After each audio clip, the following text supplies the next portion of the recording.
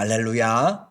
오늘도 함께 하나님 말씀을 대하게 돼서 여러분 모두를 진심으로 사랑하고 축복합니다. 하나님 말씀 보겠습니다. 역대하 7장 17절 내가 만일 내 앞에서 행하기를 내 아버지 다윗이 행한 것과 같이 하여 내가 내게 명령한 모든 것을 행하여 내 규례와 법규를 지키면 내가 내 나라 왕위를 견고하게 하되 전에 내가 내 아버지 다윗과 언약하기를 이스라엘을 다스릴 자가 내게서 끊어지지 아니하리라 한 대로 하리라. 아멘.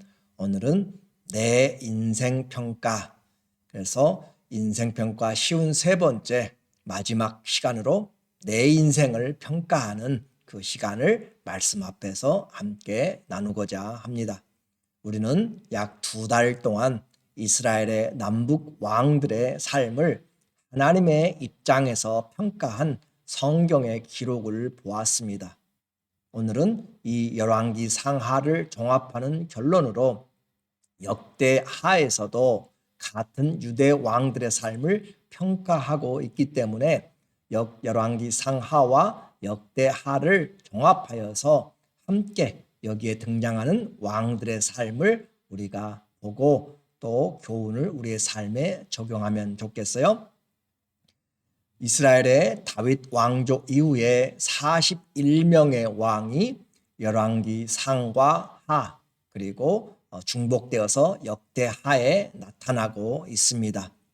10왕들이죠. 그래서 다윗과 솔로몬의 통일 왕국 이후에 남과 북으로 나누어졌던 왕들, 남쪽에 20명, 북쪽에 19명의 왕들의 역사를 우리가 보게 될 것입니다. 우리 한국의 조선 왕조에도 27명의 왕들이 있었습니다. 왕이 된 자는 최소한 선조들, 자기 선조 왕들의 기록을 참조하는 것이 인생의 기본이죠. 나는 어떤 왕이 될 것인가 다 생각을 할 것입니다. 우리에게 적용한다면 나는 어떤 성도가 될 것인가, 그것은 바로 성경이 우리에게 기록하는 바를 잘 보고 내 인생을 살펴야 되는 것이죠. 우리는 왕 같은 제사장들입니다. 우리의 삶 하나님 앞에 다 기록이 되는 것이에요. 그런데 우리가 이 조선의 왕조를 보듯이 또 성경의 왕들을 보듯이 역사가 말하듯 선왕들, 좋은 왕들은 그렇게 많지가 않았습니다. 부자 간의 반역과 형제 간의 반목과 또 신하와 또 장군들의 반역까지 피비린내 나는 권력 쟁탈의 장이었던 것을 역사는 말해주고 있습니다. 하나님의 말씀인 성경은 이스라엘의 왕들의 이름을 통하여서 그들의 공과 과를 그대로 기록을 해주고 있습니다. 가나안 땅을 하나님이 노예되었던 이스라엘에게 기업으로 주었지만 하나님의 언약을 깨뜨림으로 땅이 그들을 토하여 냈습니다. 죄를 짓게 되면 땅이 토하게 되고 소산을 제대로 내주지 않는다라고 그렇게 이야기를 합니다. 그러므로 이스라엘에게 주신 하나님의 은혜를 그들이 잘 행하지 못함으로 은혜가 은혜되지 못하였습니다. 그들의 가장 큰 은혜는 무엇이었어요? 하나님을 믿는 것이었습니다. 하나님의 백성이 되는 것이었습니다. 하나님과 언약을 맺는 것이었어요. 이것은 세상 어느 민족과도 하지 않았던 하나님의 일입니다. 하나님이 선민으로 선택한 것이에요. 그리고 가나안 땅을 기업으로 하나님이 주신 것입니다. 그리고 그들에게 하나님이 내가 너희와 함께 하겠다, 성전을 그곳에 짓도록 허락하셨어요. 하나님이 거기에 머물겠다라고 한 것이죠. 내가 너희와 함께 하겠다라고 한 것이죠. 이것이 이스라엘의 최대의 축복입니다. 만군의 하나님, 창조의 하나님께서 세상 한가운데 예루살렘에 자신의 성전을 짓고 그곳에 눈과 귀와 마음을 주시겠다. 이것이 이스라엘의 복받은 내용인 것이죠. 우리 성도들도 이 땅에 살지만 하나님이 처소를 믿는 우리의 마음에 처소를 두시고 예수 그리스도를 믿는 자들을 성전이라 불러주심으로 하나님의 집이 되도록 하여 주셨습니다. 이제 그들은 이 하나님의 말씀을 받고 하나님과 함께 어떻게 사느냐, 그것이 인생의 갈림길입니다. 신명기 모세를 시작하여서 솔로몬이 성전을 짓고 기도한 내용은 한 가지입니다. 그것은 하나님의 말씀에 순종하면 복을 받고 말씀에 불순종하면 저주와 심판이 따른다라고 하는 것이죠. 밥으로 사는 것이 아니라, 세상으로 사는 것이 아니라 하나님과 그 약속을 순종함으로 살아가는 것, 그것이 이스라엘 또 성도들이 살아가는 방법입니다. 사람이 떡으로만 사는 것이 아니고 하나님의 입에서 나오는 모든 말씀으로 산다. 그래서 이 왕들을 평가하는 데 있어서 하나님과의 관계가 최고 우선순위였습니다. 그가 몇 년을 살았는지, 얼마나 많은 부를 가졌는지, 어떤 탤런트 재능을 가졌는지, 어떤 릴레이션십을 다른 사람과 세상과 가졌는지가 평가가 아니라 하나님과의 관계, 그리고 그 하나님의 말씀을 따라서 어떤 인생을 순종하면서 살았는가, 그것이 평가의 기준이었습니다. 그래서 순종할 때 하나님은 그들을 형통케 하셨고, 불순종할 때는 전쟁과 기근과 전염병으로 그들에게 심판을 하였습니다. 그들의 평가 기준은 두 가지로 나타납니다.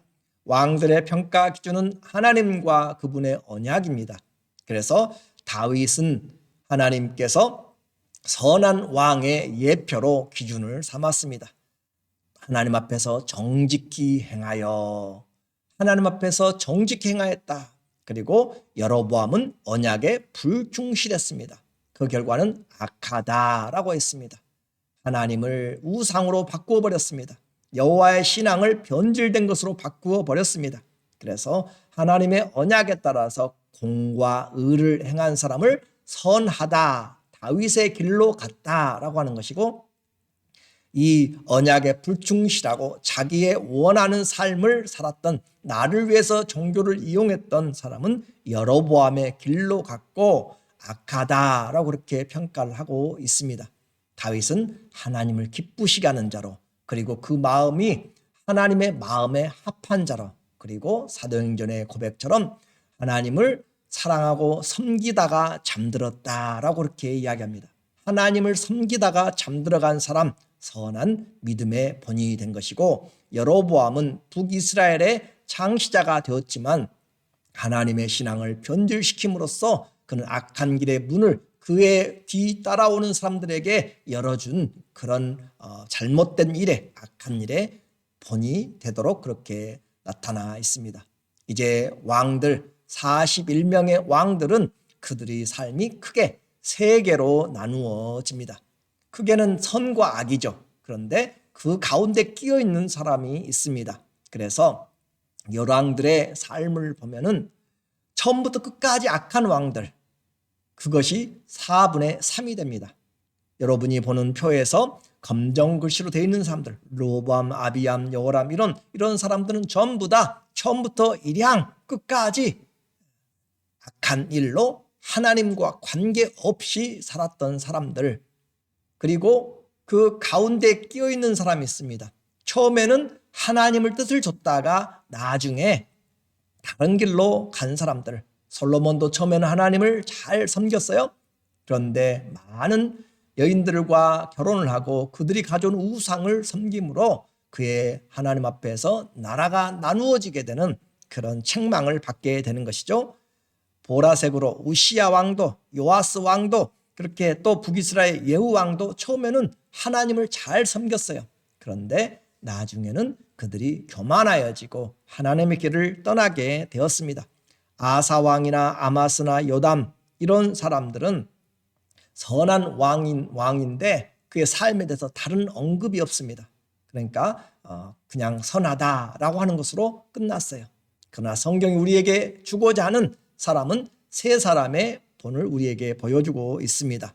그래서 구린 녹색으로 다윗의 길을 쫓아갔던 사람, 여호사밧, 히스기야, 요시야. 그래서 이 세 사람, 여호사밧과 히스기야와 요시야를 유다의 3대 선왕이라고 그렇게 이야기를 합니다. 여호사밧의 단점도 있어요. 아합 왕과 결혼을 한 그런 자기 자녀를 결혼시켜서 우상을 가지고 들어오게 된 그런 큰 잘못을 한 부분도 있습니다. 히스기야는 하나님 앞에서 중병을 낫고 그리고 아수르를 물리친 기적을 체험했지만 나중에는 교만하여 은혜를 제대로 알지 않았던 것도 우리에게 나타납니다. 한마디로 완전한 사람은 없었습니다. 그럼에도 불구하고 하나님이 그들을 선하다라고 그렇게 표현을 하고 있어요. 우리는 이 많은 41명의 왕들 중에서 하나님을 정말 사랑하고 섬겼던 사람 손가락 안에 꼽게 되는 것을 보면서 나의 삶을 보아야 됩니다. 많은 사람들 처음부터 잘못하려고 하는 사람은 없어요. 그런데도 불구하고 끝까지 믿음의 길을 가는 사람은 그렇게 많지가 않다라고 하는 것이기 때문에 우리는 그리스도 예수 안에서 시작한 그 믿음을 끝까지 가는 것. 믿음은 인내가 있어야 돼요. 오래 참음이 있어야 돼요. 그리고 시선이 흔들리지 말아야 돼요. 하나님께 그리스도에게 표대를 향하였으면 그 일을 향해서 끝까지 나가는 것, 그것이 진짜 믿음입니다. 충성된 길을 가야 돼요. 바울처럼 끝까지 달려가야 되고 선한 싸움 싸워야 되고 믿음의 길을 마쳐야 되는 것이에요. 그 일을 하는 것, 그것이 우리가 말씀으로 날마다 자신을 보는 것입니다. 이스라엘이 또 유다가 왜 멸망했는지 아모스는 이야기합니다. 아모스 2장 4절에 여호와께서 이와 같이 말씀하시되 유다 남유다의 서너 가지 죄로 말미암아 내가 그 벌을 돌이키지 아니하리니. 하나님이 벌을 돌이키지 않는다. 이는 그들이 여호와의 율법을 멸시하며 하나님의 말씀을 멸시하고 그 율례를 지키지 아니하고 그의 조상들이 따라갔던 거짓 것에 미혹되었음이라. 우상과 산당과 모든 것에 다 하나님이 싫어하는 것들로 가득 채워놨던 것들을 보게 됩니다. 특별히 므낫세의 죄는 남쪽 유다가 멸망하게 되는 마지막 도장을 찍어버린 그런 사람이었어요. 그리고 북이스라엘은 어땠는가? 삶이 완전히 무너졌습니다. 여호와께서 이와 같이 말씀하시되 북이스라엘의 서너 가지 죄로 말미암아 내가 그 벌을 돌이키지 아니하리니. 이는 그들이 은을 받고 의인을 팔며 신 한 켤레를 받고 가난한 자를 팔며 그들은 아예 하나님을 섬기는 것 자체가 잘못되었습니다.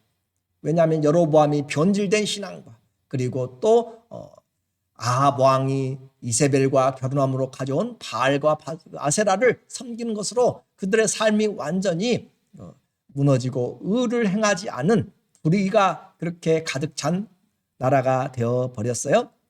이렇게 해서 결국 그들은 하나님의 언약의 백성에 맞지 않게 삶을 살게 됨으로써 그들은 심판을 당하게 되었고 피할 수가 없게 되었습니다. 우리는 오늘 예루살렘과 이 성전의 멸망이 주는 교훈을 잘 새겨야 됩니다. 지속적인 우상 숭배와 불의함은 결국 그들에게 심판을 가져오고 하나님은 선지자들을 끊임없이 보냈지만 그들은 무시하였어요. 하나님의 말씀, 선지자의 말씀을 무시하고 순종치 않은 결과 그들은 다 망하게 되었습니다. 하나님의 말씀이 안 들어오는 것, 그것이 끝까지 돌이키지 못하게 되는 것입니다.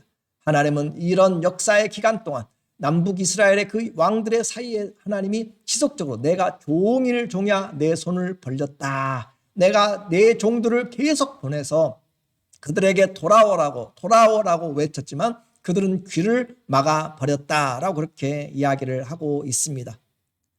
하나님은 우리에게 복 주시기를 원하십니다. 성전이 있는 것도 우리와 함께 하심으로 복 주기 위함입니다. 오늘 본문 역대하 7장 15절에 이제 이곳에 성전에서 하는 기도에 내가 눈을 들고 귀를 기울이리니. 하나님이 천하 만국에서 오직 예루살렘에 성전을 짓고 그곳에 눈과 귀와 마음을 두고 있습니다. 이는 내가 이미 이 성전을 택하고 거룩하게 하여 내 이름을 여기에 영원히 있게 하였음이라. 내 눈과 마음이 항상 여기에 있으리라. 하나님 앞에 성전에 봉헌 기도를 할 때 그 마음 안에 하나님이 함께 계셨습니다. 믿음 안에 함께 계셨어요. 그런데 그들의 믿음이 떨어질 때 하나님의 자리가 있지 않게 된 것입니다.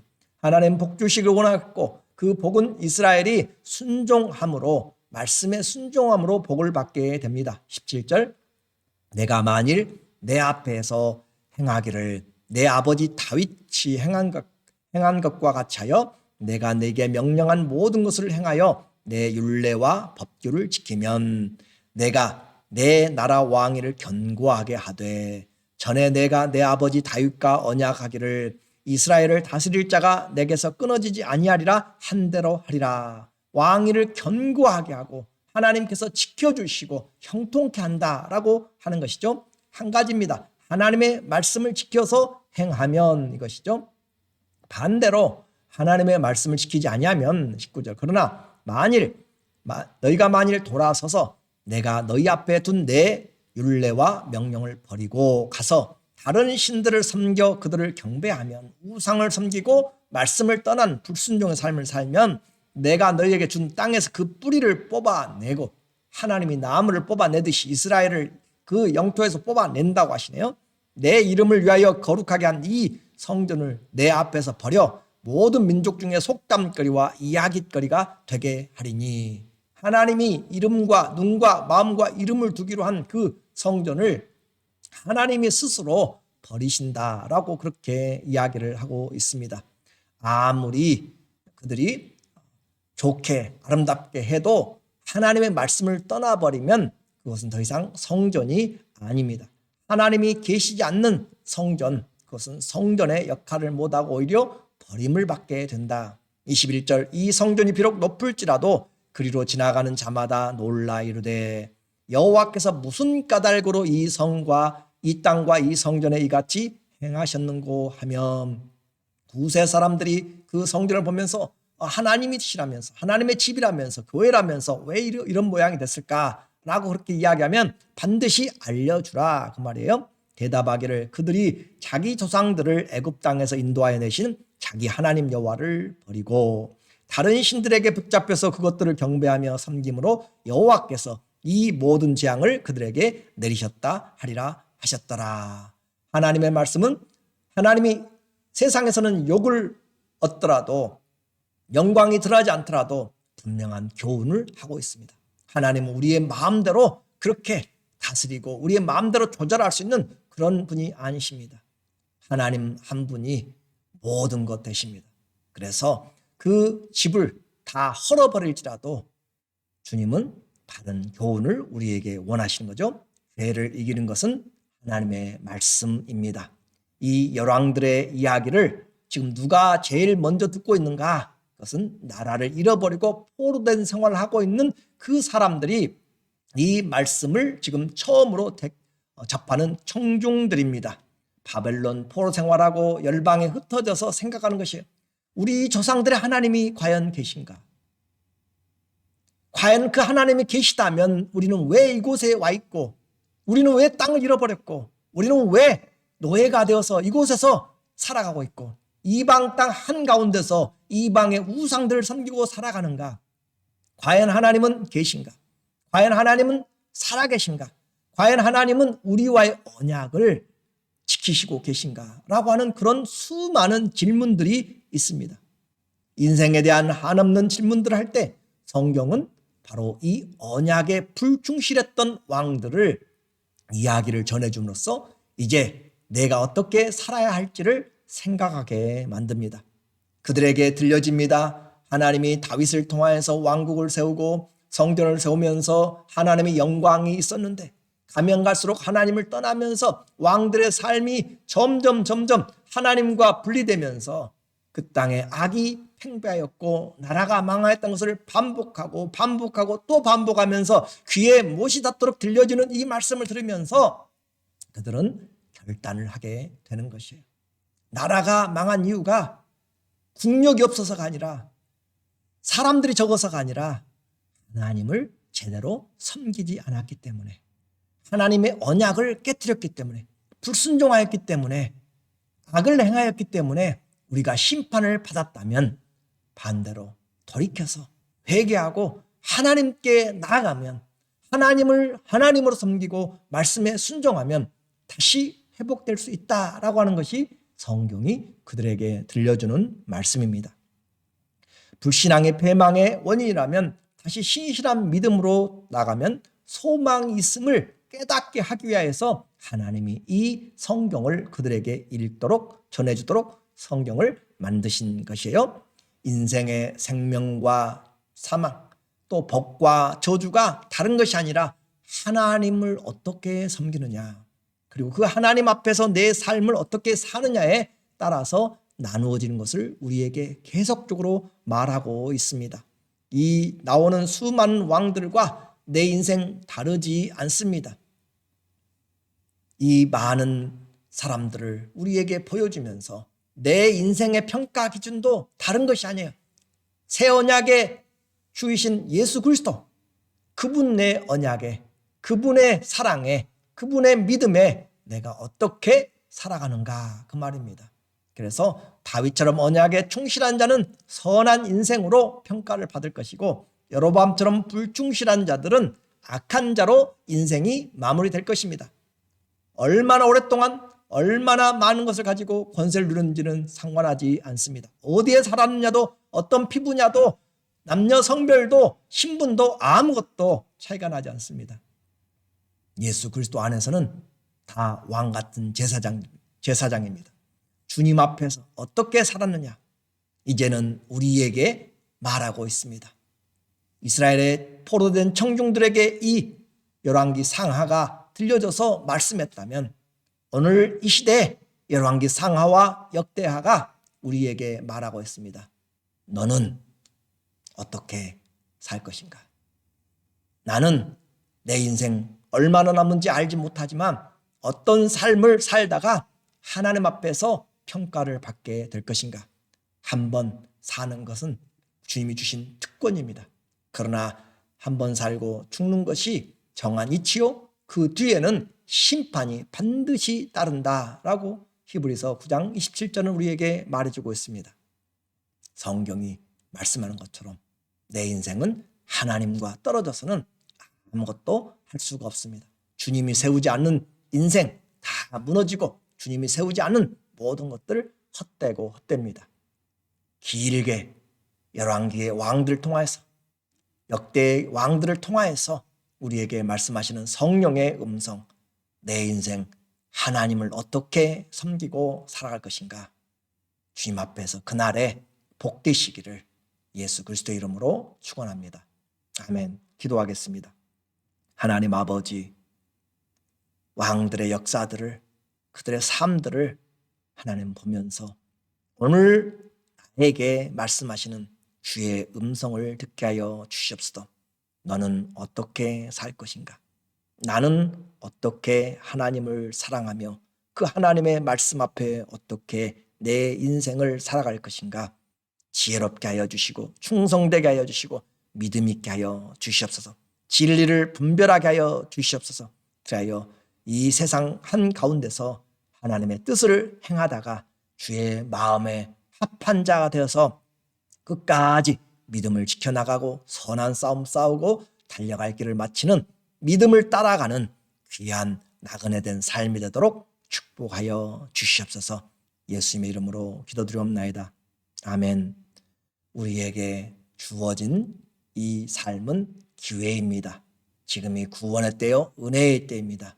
우리에게 기회가 있을 때 하나님께 더 가까이 가서 영광에서 영광으로 변화되어가는 그리스도를 사랑하는데 우선순위를 두는 삶이 되시기를 예수 그리스도의 이름으로 간절히 축원합니다. 사랑하고 감사합니다.